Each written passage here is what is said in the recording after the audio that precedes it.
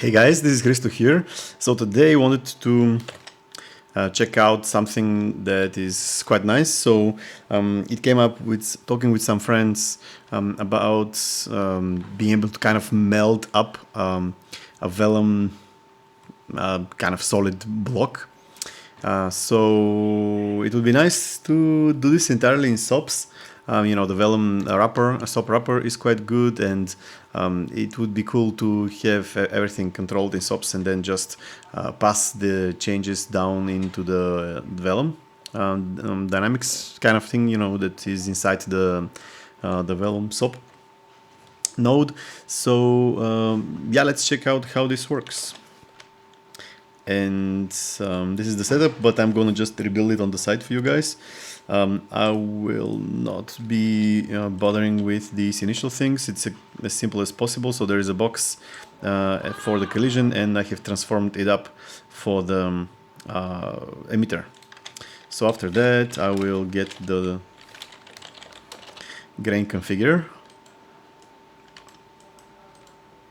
It's gonna be from our box.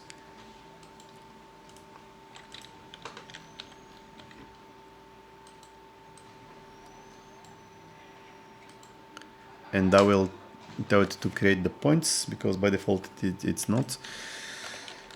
Maybe a better resolution would be nice. And then I need the constraints, because so if I just hook it up to the solver like this, so let's say Vellum Solver. So this is my geometry. Constraints, yeah, I can hook this up in here, but there is nothing there. So let me just put in a null in the middle so it can get visualized. And vellum constraints are written on the as primitives, so there is no primitives here, which means there is no constraints. I'll hook up our geometry and get in some grounds. So playing this, you see that they just fall down kind of unconstrained grain sim, which is nice. I usually like the dynamic friction a bit higher for this kind of clumping kind of things. So don't slide away too much, They just behave much more stiff. Something like that. Maybe it's a little bit too high. Okay, so then we need to make some constraints. So for that, turn on constraints. It automatically picks up the collision geo, which I don't mind. So what kind of constraint do we want? We want them to basically wire up the whole thing. So each point gets connected to the neighboring ones. And I want points to be connected to... Okay, now this null would help. It's going to be kind of my constraints chain. So no primitives in here yet, so there is no constraints yet. So let's see. I want the glue. So I'm going to be hooking up points to other points, and then I can see already some constraints happening. And then the key things that are going to be driving it is the search distance and how many constraints are created per point. So the way these are distributed is quite regular, and I want each point to catch kind of enough points around it. So I can hook it up to the grain size actually, and make it, let's say, twice that size. That's kind of going to ensure that I catch enough. And then I just going to increase these, and I'm going to ramp it up until I get like a good amount of constraints. So whenever I have enough bridging kind of vertical places, I'll stop. Like 7 or 8 is gonna be nice. Now, of course, many constraints is gonna slow things down, but they're gonna make it more kind of constrained, more stiff and solid. So if I look at the simulation right now, it's gonna be quite stiff, which is cool. So then, usually what I do is that I enjoy the breaking constraints.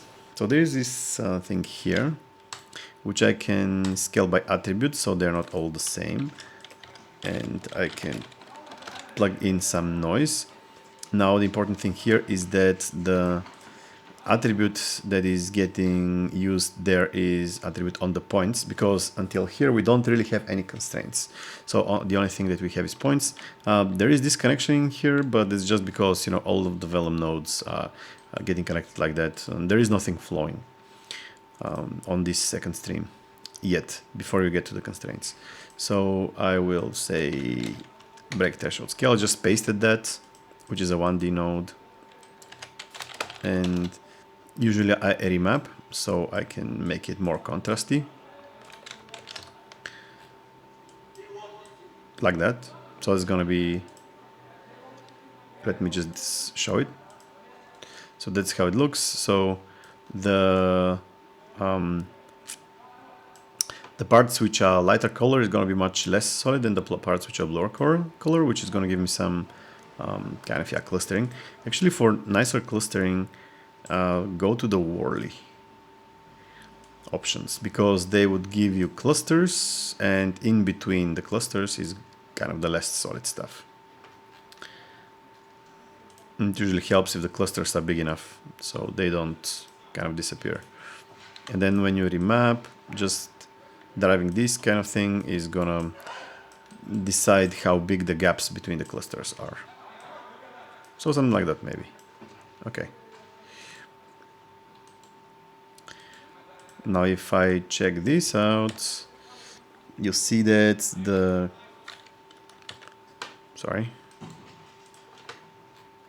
threshold here is way too low. But when we reach it, you'll see kind of, the white thing holds together. Actually, I was wrong when I was describing it the other way around. So white is strong, blue is weak. So you can see how, the blue stuff falls away and the white stuff remains, which is okay.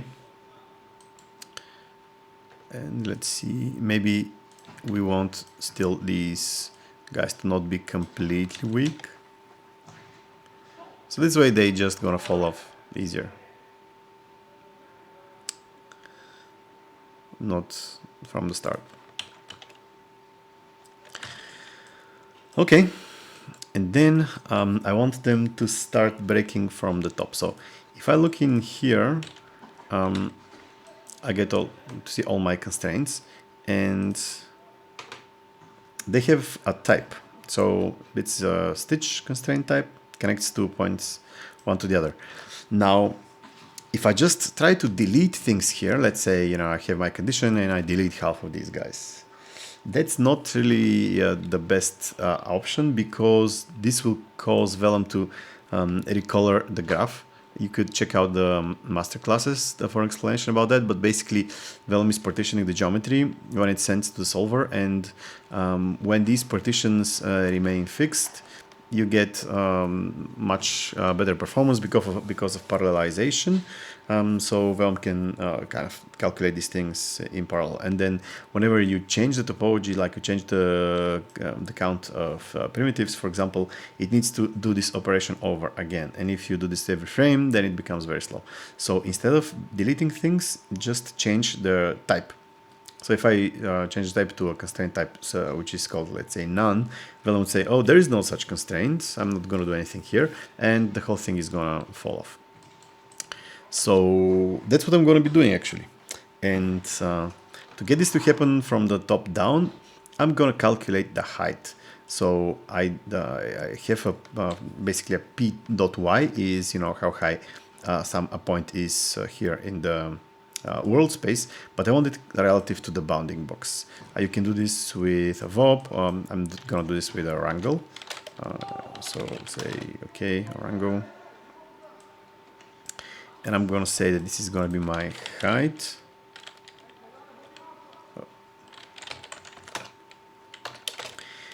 And it's going to be, I'm going to use the fit function to get something that is in the 0 to 1 range, because that's what I use to drive all my kind of controls with.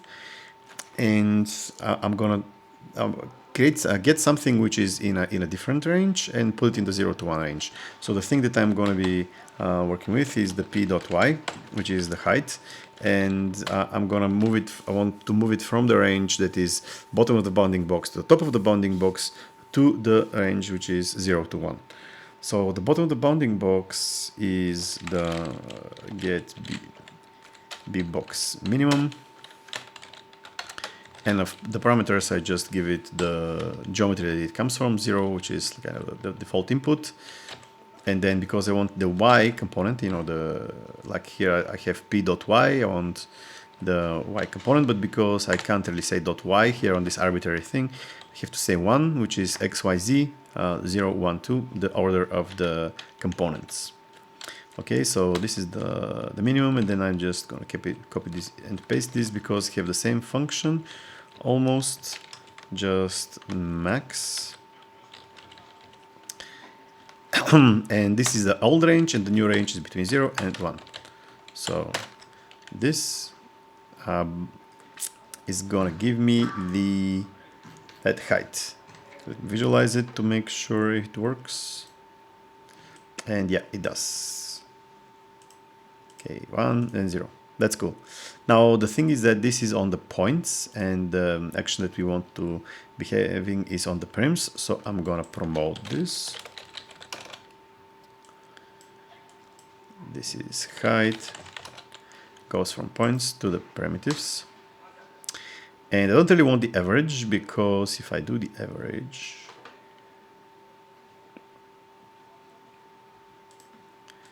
let me see, it is the height here. If I do the average, I still get 0 to 1. Okay, let's do average. You could do maximum also. And of course, remember, you need to be documenting as you go along, because it's much easier than afterwards going and documenting. So here I'm going to say that I made the height, and here I'm going to say 2 prims. So the goal here is that when you walk through your setup, you have to be able to read it like a story. So here I say I have created the grain, and sometimes it's obvious, so here I'm not going to rename. Here it's also obvious, because there's the break threshold scale, which is a noise, that's fine. Here is the remap. Don't really know which attribute get remapped, so you know, usually when I have a remap just after a noise, I know kind of what's getting remapped. So here constraints getting made, and okay, this is my out constraints.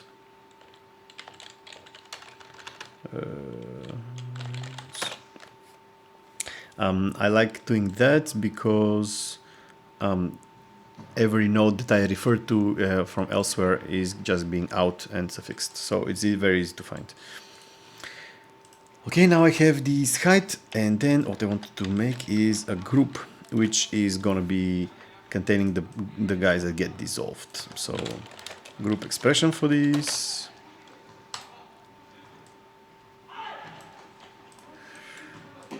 And this is going to be the dissolve group. On the primitives is fine.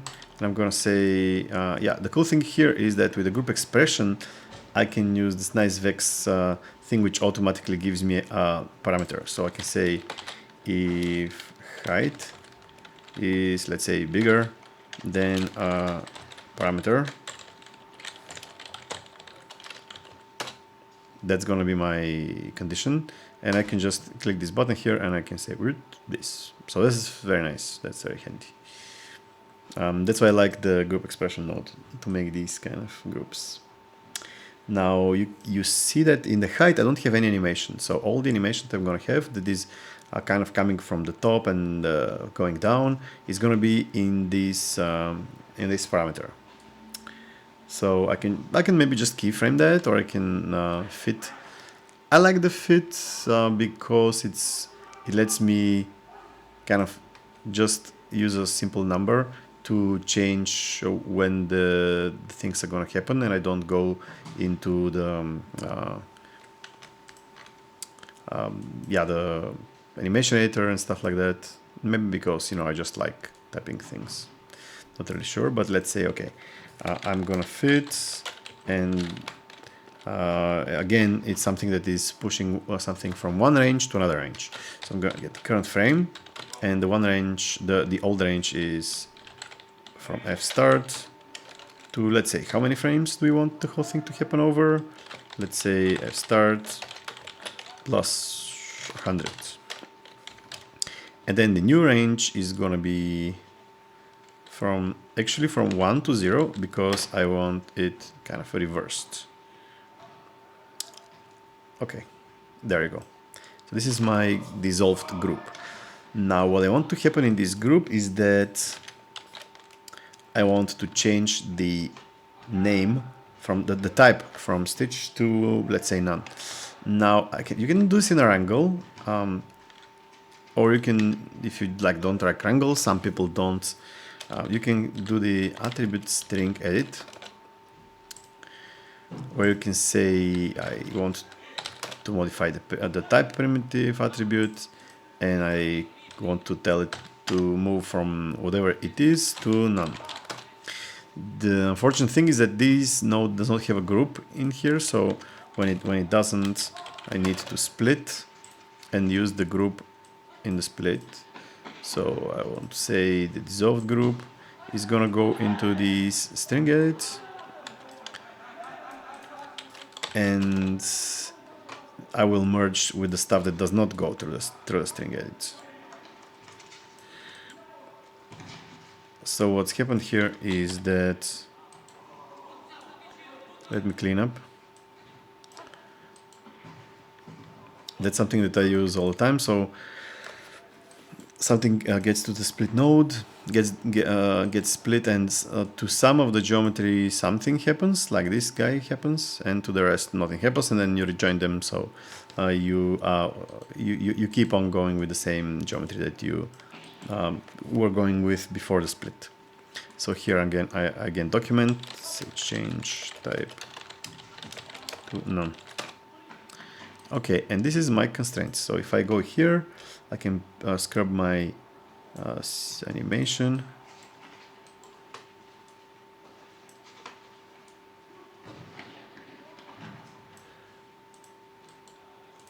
Hopefully, did this guess correctly? The primitives, let me see here.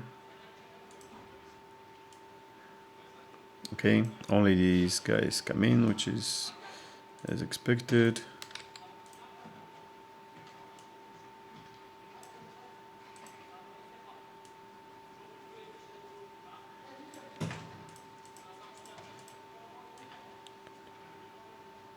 And type changes. Okay. So then Vellum Solver,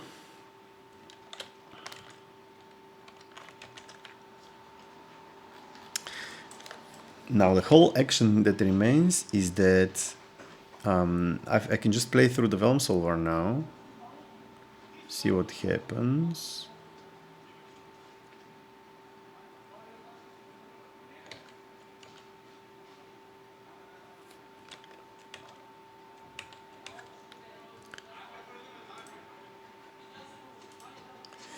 If I go to constraint geometry and I look for the type attributes, even at the end, everything is still a stitch. And let me just make these guys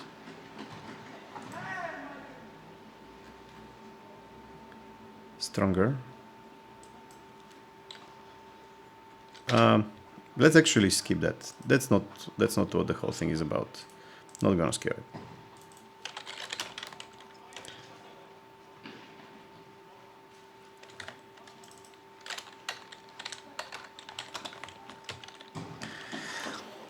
So Vellum is picking up the way that the things are in the start, and it's not gonna update over time.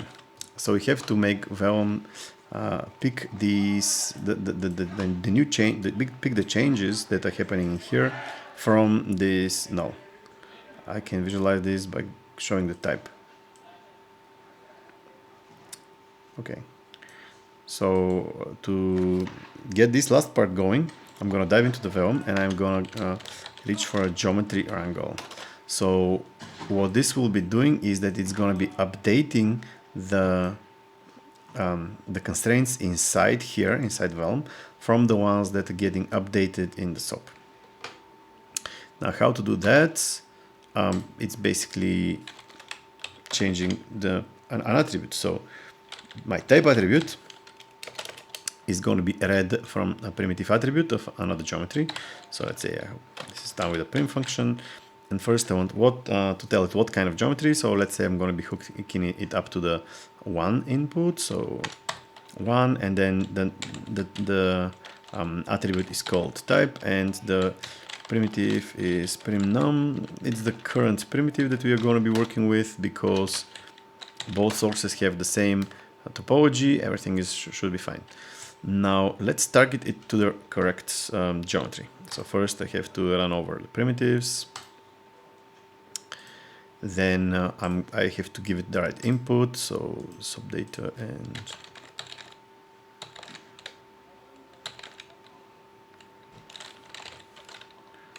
you see it's really handy to just name it with constraints. And then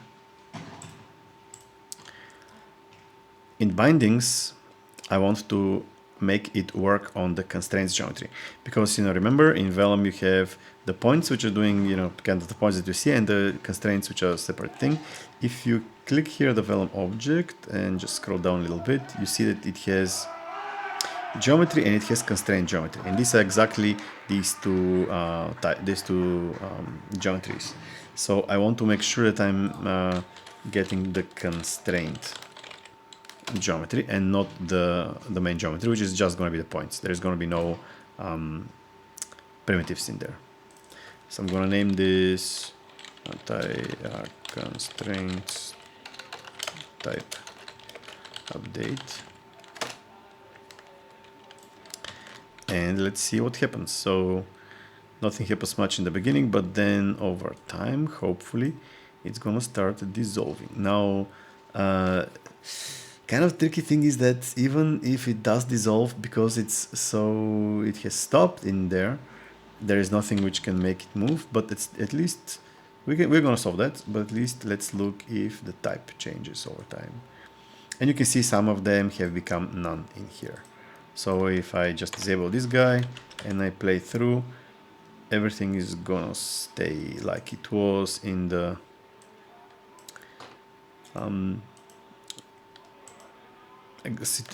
situation where we were outside of the Vellum and we were looking at it. And so you see nothing gets changed to none. But with this enabled, it will be getting changed. So yeah, over time, some are getting switched to none. And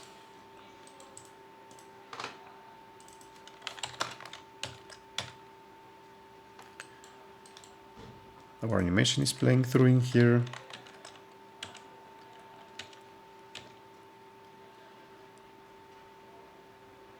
And you see how just reduced the strength.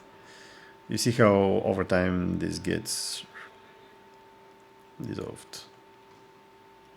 Some explosions. It would be handy if you raise up the substeps here to a bit, like don't go crazy. The fewer substeps you can get your effect looking good with, the better. But often you need to have a few. With grains lists, like with one, often it's not the best. But yeah, there you go. It does fall through over time. It's the simplest possible example. With some more interesting geometry, it's going to get even better. And yeah, hope you enjoyed that, and see you soon.